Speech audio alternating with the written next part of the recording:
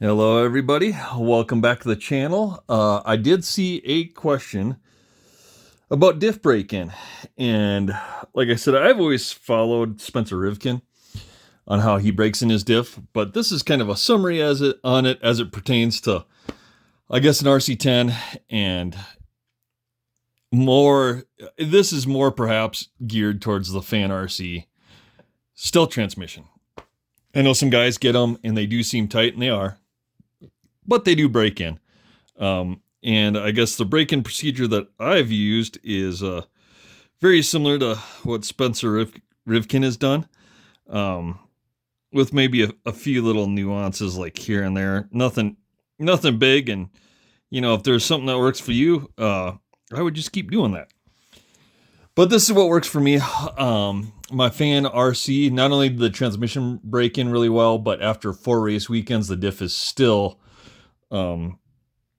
smooth. So I think the one thing I did do, and I think this is kind of the big part, when you get a stealth transmission, you usually don't get you don't get any grease from fan.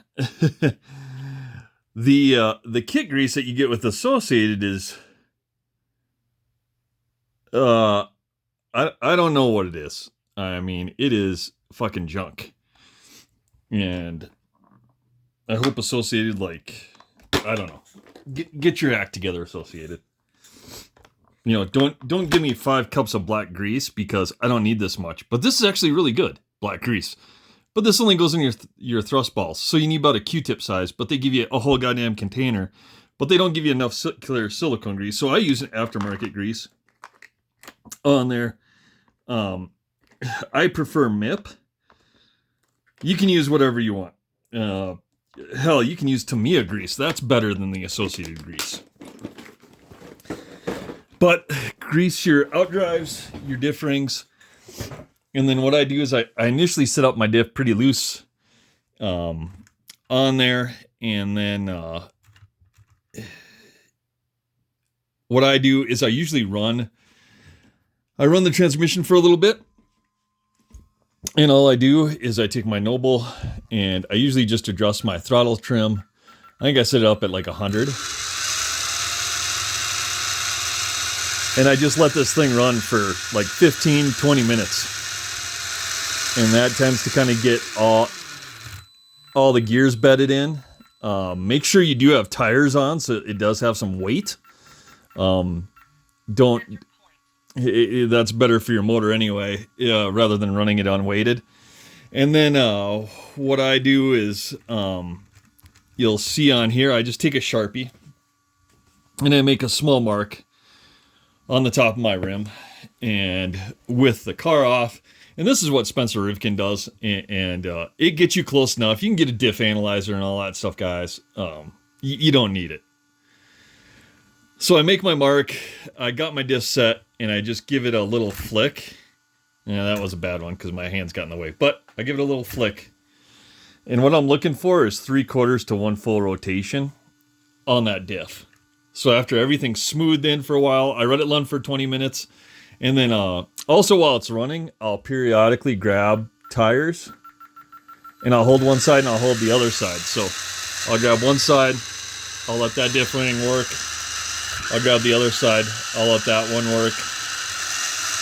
Let them both work. And I do that a number of times just to help break everything in. And then once I do that, what I do is I just go by feel.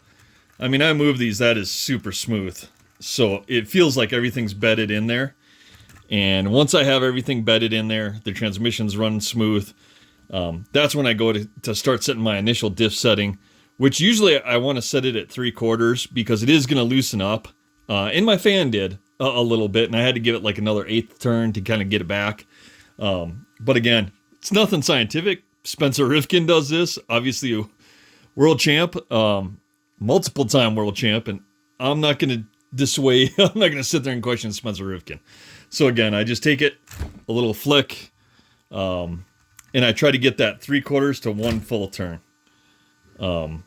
Like I said, not very scientific, but helps you get that initial diff setting. Like I said, long as we're between 3/4 and 1, we'll break that in at the track a little bit. And like I said, it's only going to loosen up.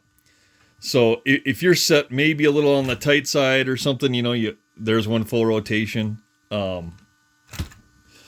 Another full, that's what we're looking for, is to get basically 3/4 to kind of one full rotation. And then we'll do some practice. Usually what I do is I do some practice laps, and then I come in and I check everything, right? I check my diff, make sure it's still smooth. I do the little flick test, and then I see where that's setting at. And then after my little flick test, I usually move on to the slipper, because I want the diff and everything to be set before I start messing with the slipper. And of course, on this one, we have our V2 upper shaft with the Octalock with R1 11 millimeter carbon fiber pads. So that's the biggest contact area you can get on that slipper, and should, in theory, give you a finer adjustment. And but for us, we're basically locking it down. I mean, this is 21.5.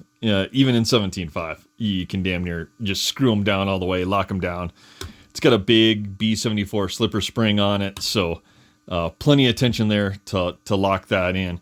But just wanted to do a quick video on how I kind of break in my diffs, get everything set up. Again, 3/4 to 1 is kind of where I want to be at for my initial setting, and then I watch it from there as we run the car, and just make sure everything is staying smooth and running correctly. We'll shut off our fly sky here.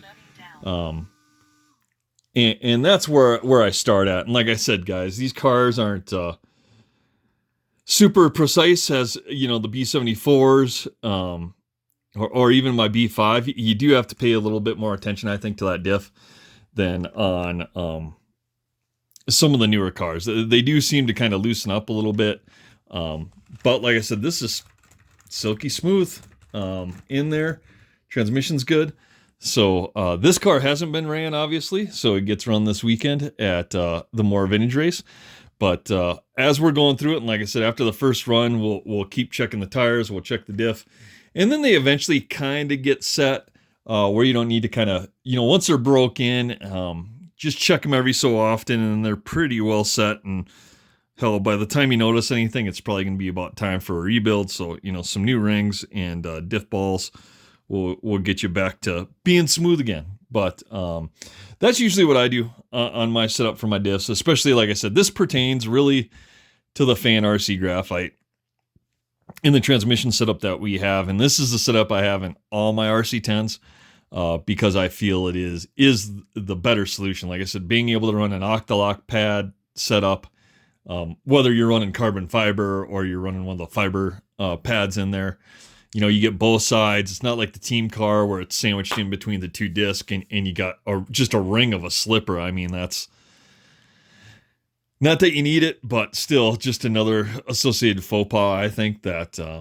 they should have had something better there, but it is what it is. So again, just wanted to shoot this video. I know some people have been asking me about a tire gluing video, and like I said, I don't know if you want to see that. I think, if I had to give you any advice, guys, on gluing tires, is just don't glue your goddamn fingers together. And then one thing I do, I believe I learned this from Cody Newendall's dad, is all these have, holes in them, the rims. I do a hole punch in each tire opposite. So I got holes in the tire top and bottom, and then 9 o'clock, 3 o'clock in the rim. So if any dirt or anything gets in there, it's got a number of ways to kind of evacuate out. And I do that both on the front and the rear. And I've done that ever since I learned that from Larry Newendall. So, yeah, that's what I've done. So, and it seems to work just fine. So, and I used to be really, really into balancing my tires. And this was when I was running like a 6.5 and a 4-wheel drive, like when I ran Durango. And you would notice it on these cars. I don't tend to notice it at all if tires need to be balanced or not. Also, I think the tires and rims have gotten a lot better where they're a little bit more in balance than what you got in the past. So Yeah, I don't balance. I don't stick any clay or anything in there. Throw them on a prop wheel and run them around. If I was at a bigger track or a bigger event, I may do that just to get the ultimate last ounce of performance out of there. But I am not. So I am just your average Joe going to the local RC track and playing with my old vintage nerd toy cars and talking about it on the forums, or in this case, YouTube.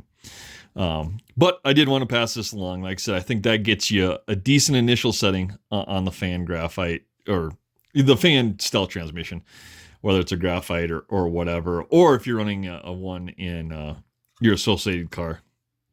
That's how I usually break them in.